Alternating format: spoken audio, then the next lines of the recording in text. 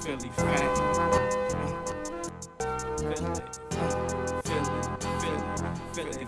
And yeah, you had touched on the Jae Millz battle earlier. I mean, that was definitely, you know, early on battle on MTV. I mean, a real raw street type of battle on TV. Yeah. This boy can't anymore because Ness is the enforcer. 1, 2. Check me out right here, yo. Yo, the sun don't shine forever, but as long as it's here, then we might as well shine together. Better now than never, business before pleasure. P. Diddy and the fam, who you know do it better. Jae Millz is like a freestyle legend on the streets right now. I want him to go head to head with one of our cats. We chose Ness to battle. He's gonna represent the bad boy making of the band family. We gonna see how it goes. Basically, you know, I say this, and I say it with all due respect. Battle rap been around way before I was around.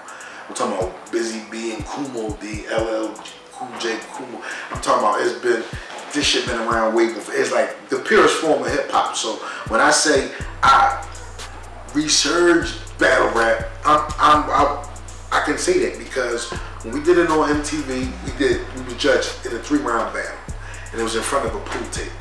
Did it with the sudden death for the extra 2 rounds, which was an additional 2 rounds, which was sudden death, which made it a 5-round battle. Then comes the Fight Club's format, where they battle in front of a pool table, where they go 3 rounds, and they judge for the 3 rounds. And if there's no clear winner after 3 rounds, they go extra additional sudden death 1 or 2 rounds to declare winner. So basically what I'm saying, that Jae Millz and Ness battle kind of shaped the way the battle rap format is today. When you slip up and like, I lost that first round of Jae Millz, and when you go look at it, when you go online, look at it, you go on the internet, you go on YouTube, you see the first round is declared to Jae Millz because his round was flawed. Listen, I do my thing, I don't care what a bird thinks. Cause chicks is foolish like homegirl from Murder Inc. Playboy, I write so much I murder ink. And I be killing the paper cause I got Murder Inc. It's way deeper than that. The M go deeper than rap. Want beef meat, Ning in the back. He be the first one to cock and still. This pop can't even pay your doctor bill. So when niggas, even till today, when niggas, oh, you fucked up, yeah. Man fucked up. That round automatically go, his shit was flawless. You know what I'm saying? So they call that a choke. So any stumble or fuck up and the next, your opponent come through with a flawless round and his shit is flawless and dope, yeah. So a lot of the rules and regulations was really portrayed in me and Jae Millz battle that niggas don't recognize that's real. The same rules and regulations that's kind of like apparently here still today in current battle rap. And as far as the band, like y'all had a good little run, like y'all actually had a gold album if I ain't mistaken. Definitely, we had a gold album. We definitely sold 500,000 units, and then we was lucky enough to be a part of the Bad Boy 2 soundtrack, which was a big movie. That was Will Smith and Martin Lawrence's second installment to the Bad Boys drum. So Bad Boy was in control of doing the soundtrack for that, because it just went Bad Boy to the record label Bad Boys to the movie. So we got a platinum plaque for that one. So I actually got a platinum plaque off that, and I got a gold gold plaque off the band album. And then I got so many opportunities for writing, so I ended up scoring another gold plaque with the Press Play album, being that I wrote on that album for Puff. And another monumental moment from that situation was y'all actually was a part of the Dave Chappelle Show. He did a little skit, a little spoof of that joint. Yeah. And mind you, Dave Chappelle Show, that's iconic, that's monumental. Like, he sold the most comedy DVDs, I think. I mean, so speak on that. To be like, you know what I'm saying? Cause some things in life that, like, it's only, some things are better, become better when they're gone. You know what I'm saying? If the Dave Chappelle Show was still around, would it be so iconic the way it would have been? Who knows? But in that little time span that he did what he did, the impact that he had is a lifetime of shit. And I was so lucky to be a part of that. Niggas still selling DVDs. Niggas, that shit still around. That shit still come on Comedy Central every once in a while. I catch Comedy Central and they're playing that episode of the Dave Chappelle Show when he's doing the Making a Band Spoof. Studio. The good news is that I just saved a lot of money on my car insurance. You can live here, you can record here, you can be bad boy artists here, but if you want to do it, first y'all gotta walk to Queens and get me a sugar cookie. And for Dave Chappelle just to be a real nigga and watch the show, be a fan of the show, and actually make that one of his skits, that's just genius. So hats off to Dave Chappelle. I salute you, big bro, and for giving me that opportunity, for giving me that look. And I know my other band members, they all feel the same, especially Dylan, which he made so fucking more, that much bigger than he was. Who are the 5 best rappers of all time? Think about it. Dylan, and Dylan. Because I spit hot fire. By actually portraying him, and we all talk about that and really joke about that because being that Dylan was always, I would say, he wasn't really that punctual when he wasn't really there for certain things like shows and different meetings, and being that it really was real when it came down even to the Dave Chappelle Show. The nigga didn't even come to Famous Dave Chappelle Show. So Dave Chappelle had to improvise and actually be Dylan. So that's crazy. So so that wasn't even set up like that. No, so Dylan really just didn't show up. He was supposed to be there. Wow. The only reason Dave Chappelle played Dylan is because Dylan didn't show up to record. If Dylan wouldn't been there, Dave Chappelle wouldn't have never recorded him. It's crazy. He would have never portrayed. I'm like, what you gonna do about Dylan? He's like, don't worry about it, man. I'm gonna do Dylan. And at the time, we didn't know, like, all right, it's cool. But when we living it and seeing it is two different things. You gotta understand that. Anybody that did any film, TV, or movie type of work, knowing when you actually living it and actually seeing it is two different things. It's so crazy. It's like it'll blow your mind. So actually filming it, we couldn't film it. It was so funny when he was being Diddy and talking about the sugar cookies and the Cambodian breast milk. We did so many takes. So I believe when I watch certain shows and movies, when they be doing the bloopers at the end of the movies and you see how many takes and what niggas be laughing about, forgetting their lines and all that, that shit is really real and that shit will blow your mind. And Dave Chappelle just a funny nigga anyway. And like, he a real nigga, like in between takes, Dave Chappelle like, yo, Ness, you wanna... So I'm like, yo, this nigga really, he really the nigga from Half Baked, he really smoke weed. Like, I fucks with Dave Chappelle. We downstairs in between takes and taking the Dave Chappelle show. Me and Dave Chappelle in the car blowing. Just me and Dave Chappelle blowing some gas, New York diesel. He like, ooh yeah, Ness, I heard you on Hot 97 the other day. I said, ooh. Dave Chappelle, I had Dave Chappelle in his bag. Me and Dave Chappelle was blowing a doobie down. Talking about, yo, I heard you on Hot 97. I said, ooh.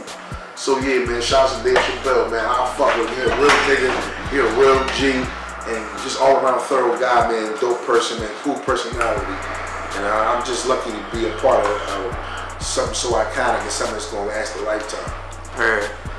So today, 2017, going into 2018, do people still recognize you from the band? Like, cause I know you know more for battles and stuff now. Do people still talk about that these many years later when you're out and about? I just want to tell everybody the battle shit is so tricky. Only reason I got back into the battle because when 08 came, it was the World Series of Hip Hop. That's when it was supposed to be Philly against New York. At that time. Oh, we ain't gonna give them that yet. That's what we're gonna get to that. We're gonna get to that. Okay. We're gonna get to that. So what was I just want to know, like, when you out and about, do people still recognize you as the boy Ness from Making the Band? Like, that's why I was about to get into that. And the younger generation, they only recognize me from the battle shit. But niggas my age and up, or like from 28 to 35, they recognize me as Ness from Making the Band. But the 14 to 21 year olds, they recognize me from the battle shit. Right. Alright, so what's your status with everybody today? I know you had a little issue with the boy Chop or whatever. What's your status with everybody in the band today? Man, we all brothers and sisters and we go through shit. It's just that me and Fred actually fought on TV. So we actually went through our shit on television in front of the world. Me and Chopper, we went through our shit after the band had broke up. He had spoken on me bad and said it was going backwards, but at that time, I didn't feel that way. So I spoke out against it. So we had our internet shit. But like everything, time heals all wounds. We got on the phone, we talked about it, and we squashed it. And we actually really, like, in negotiations with everybody trying to put the band back together and come back out under a new name and some new material and some new visuals for the people. Okay. So that's gonna be under the Bad Boy situation, or is... No, we really trying to do it independently. Right now, we looking for investors. We have a lot of people that's interested.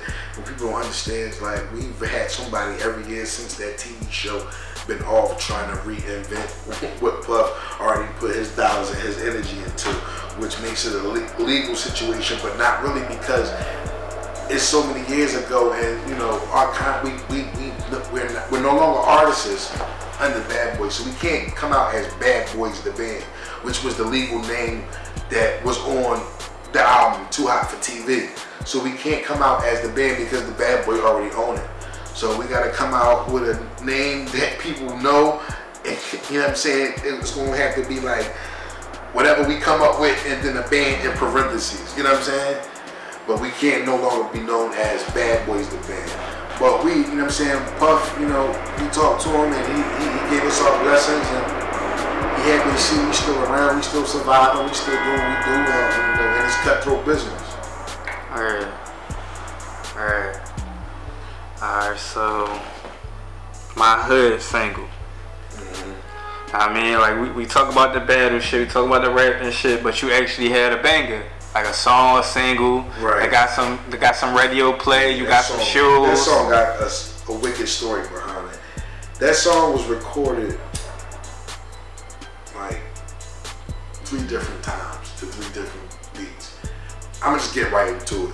Fat produced the track, and I just sat in Daddy's house one day, I started smoking, and I just started listening to the beat, and it just took me to another place.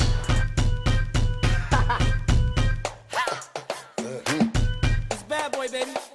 Seems like I've been away too long. A lot of shit's been going on. My hood, motherfucker, what's good? What's hood, motherfucker? And you know, my flow is like one of them type of flows, but I just like to own the beat. So I just like to ride this shit all the way out. So that's where the concept of my hood came through. I was spending a lot of time in New York. I was starting to become homesick, even though it's an hour and a half. Niggas don't know. New York time is a way different time than Philly time. They similar, but way different. New York is a big city. Got a lot of barrels, you really can get lost. So living in New York is just like, you know what I'm saying? You really gotta be on your shit because, you know what I mean?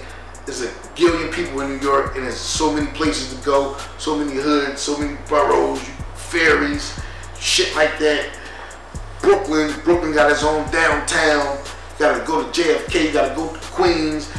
You know what I mean? You gotta go through the Manhattan, or you can go to the Highland Tunnel, you can go to the George Washington Bridge, go straight to Harlem or the Bronx. So like, I mean, New York is vast. So living up there, we just getting homesick. And I mean, I just was getting homesick. So that's what my hood concept. I just was really talking my shit and just talking about, like, it seemed like I've been away too long, and I just was like, a lot of shit been going on. I would come back and hear who got shot, who got robbed, who got locked up, who was ratting, who was telling, you know what I mean, who got what, who doing what bitches doing this, who boosting, who stealing, who, you know what I mean? So that's where that energy came from. But it was recorded over 3 different tracks. So the finished track that you hear on the radio was really an edited version of what the song really actually was. It was really 2 verses, and Freddie P was actually on it.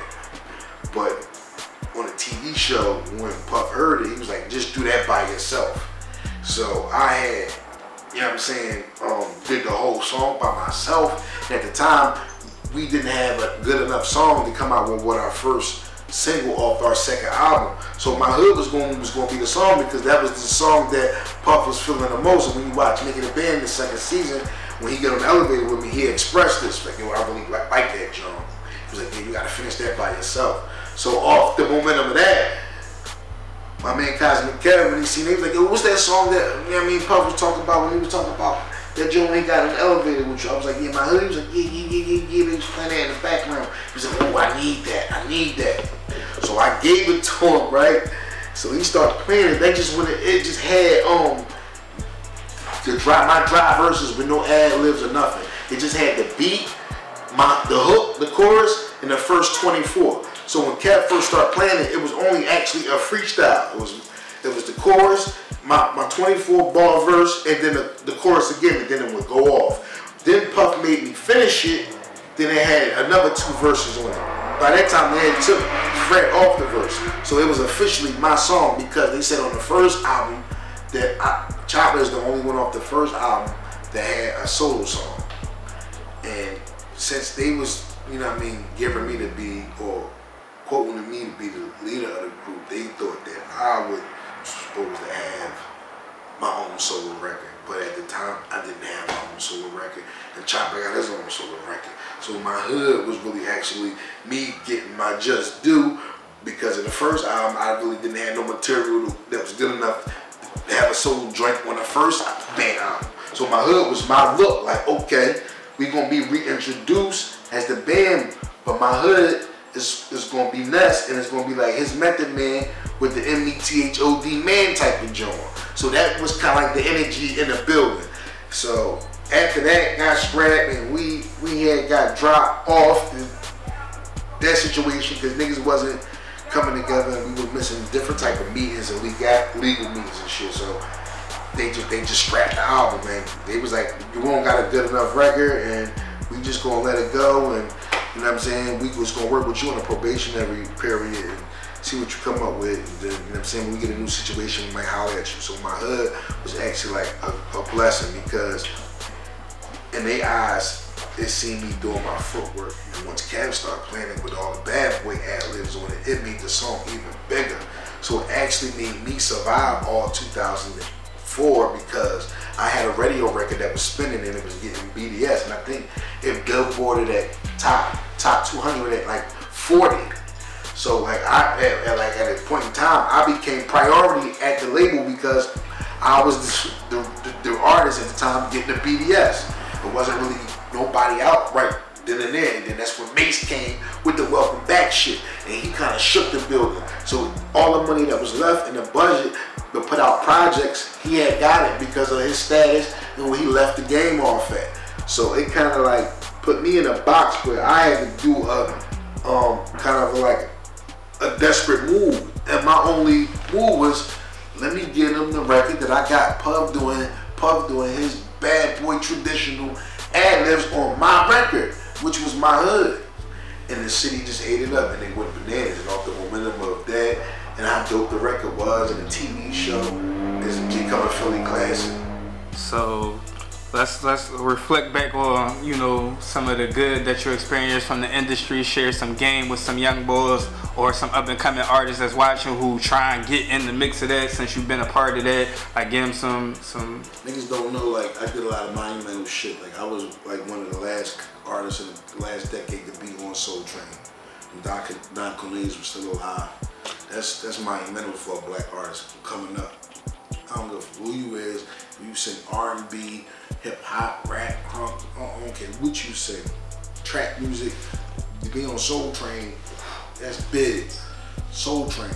I was on the last Source Awards that they ever had in 2003. I was on The View with Barbara Walters and Star Jones. I was on CNN live. We was on Cold Pizza. Niggas did the VMAs. Niggas did the RMAs. So it was like I met a lot of people. Like, I remember Nick Cannon and them before. Like, they even was on this doing the Wild N' Out shit.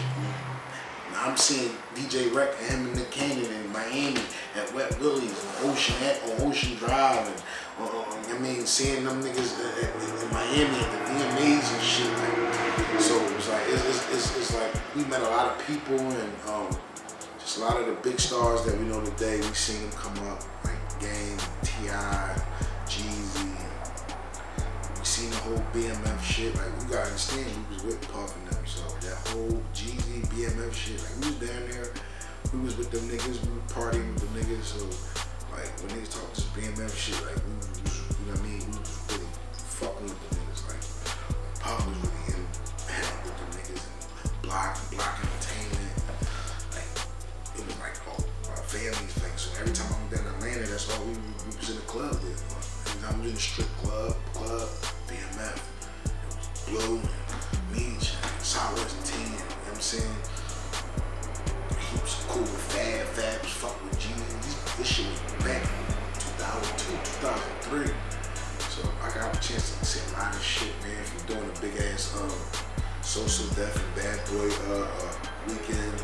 We had the big basketball game down there, Clark and shit, and Usher, and all these big stars that I done watched for so many years, and then fans come through and show me love and, you know, give me that respect and acknowledge me as a lyricist. This shit is really ill, man. So I mean, at the end of the day, I really can't take nothing in vain, man. You know what I'm saying? I got a chance to see a lot of shit, go a lot of places, and fly out and go to different countries and go to different cities and states and different neighborhoods and really be accepted and be in these places because of my talent and my skill, and people see my story unfold on that TV. Alright, now let's get into the battle joint, the Philly versus New York. How you say you first really got back into the battle stuff heavy, like you battled Mysonne. Yeah, nah, 2008 World Series of Hip Hop, niggas came down and it was like, yo, boom, boom, boom, bang, bang, we doing it. Everybody, it was like a few people was telling me not to do it. They were telling me to, you know what I mean, pursue my career in music and just keep going with you, kind of leave the battle shit behind. But I love the battle shit. Like, I like the adrenaline rush from it. I'm just really a fan of it, so why not get back in it? And a lot of people was being called from Philly, and niggas don't know I really supposed to be the rematch of Jae Millz. And Puff he was like a big, heavy supporter of me and the Jae Millz rematch. He was trying to do it on season 2, but I just wasn't really with it at the time. And there was a lot of street shit that went on behind it with him, his crew, and you know what I'm saying? We had run-ins with them, and it just was a lot of bad energy. So I really want to kind of dead there and move on with my career. But around 2008, shit, you know what I mean? I'm still in the process of recording my album. I had just got my second deal, so you really don't know. I had 2 deals. I had the Band Jordan when Puff got his deal with Atlantic, Warner Music Group in 2006. I got my solo deal. So 2006 up to 2009, which I got dropped because they moved on to Sound Interscope. That's the only reason that I would still be there if they were still with Warner Music Group. So. That period of time, shit was just like kind of like I was doing my mixtape thing, and it just was a slow grind. And I was like, what's the best way to be reintroduced to the fans again? A battle. So I took the battle and I made them pay me like $2,500. I think it was like $2,500, $2,000 up front, which was an advance off the money that was supposed to be given to me if you won the battle, which was $25,000. So I got back in it, and you know what I mean? Me, Tech, Hot went up there, Tech did good, Hot did good. It's just that Mook did better. And you know what I'm saying? Me and Mysonne went head to head. So it was really supposed to be Jae Millz, but Jae Millz was doing his Young Money thing. So I guess they pulled back from that, and then Mysonne was coming straight home, and he was building his buzz back up. So he jumped in the ring, and you know what I'm saying? I did my thing. Philly came up there, supported me. Joey Jihad was up there. Oskina was up there. Frank the Grippers, NH. It was like the whole Philly was up there that day, man. AR Rap was up there. Cassidy was up there. Joe Buttons was in the crowd. Mickey Fats was in the crowd. Rest in peace, Maserati Fox, Cuban Links. It was like a who's who. Niggas don't know. I was telling Snack about this the other day. I seen him in New York. Cass had a show. He was out there with him and Queen's Flip. My man Real Pop from the barbershop. Shout out to Real Pop from the barbershop, man. Real nigga.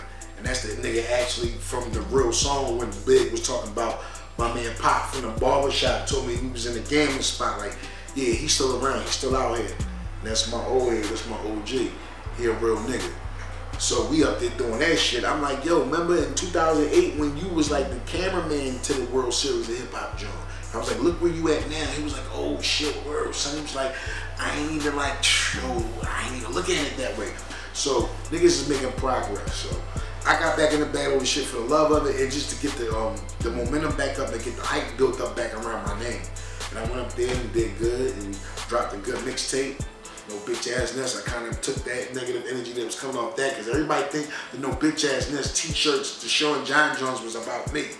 It was never about me. No Bitch Ass Ness campaign wasn't about Ness getting dropped or Ness didn't, or Diddy didn't fuck with Ness. It was a word or a saying that he said to the Day 26 niggas when the Day 26 niggas was acting like girls. They was acting on some weird shit one of the episodes, and Diddy was like, man, you showcasing real bitch assness right now.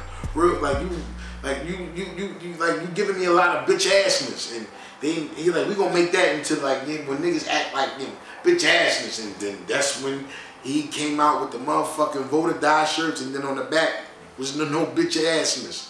But niggas thought it was no bitch assness. It wasn't no bitch assness. It's one word, no bitch assness. It's like an adjective. It's to describe somebody. It's like, you know what I'm saying? So that was never for me. So yeah, man, me and Ace McCloud, we did a gun line mixtape called No Bitch Assness. That shit took off and did real good. Kind of brought bros back up. I was back in with Kev, and I had to get him a record, the Slingshot Ness John, because that was like kind of like my campaign at the time. It was the Slingshot Ness, and like the David Goliath. It was like the underdog going against, you know what I'm saying, the big nigga or the nigga that with the street cred, the nigga that's fresh home from upstate and all that. You know what I'm saying, nigga that been putting in work, you know what I mean? So it was kind of like I was going into that. So that was by my own mind state. So I mean, I had to put that record back out, and that record was getting a lot of play. And I just was keeping the buzz up, man. Then 2009, when Diddy moved on to Interscope Records, you know what I mean? That was like when shit just, you know what I mean? I was like, well, this business is really cutthroat, and you really have to be prepared. And I had put my money into a lot of different investments, and when you make investments, a lot of investments don't fall through for you. So that was just everyday life, and you know what I'm saying, bills and having children, and you know what I'm saying, taking care of just adult shit. And nigga really didn't see the money that he was supposed to. But niggas don't understand, you really don't make no money off this shit unless you're doing your shows and you're really selling your merchandise. And that's why a lot of these artists is really kicking up off their merchandising and off their shows. And this is where the 360 deal has come in at. You know, Puff is like the blueprint nigga for this 360 deal. The deal that everybody getting now, Puff and his lawyers sat down and they made this deal.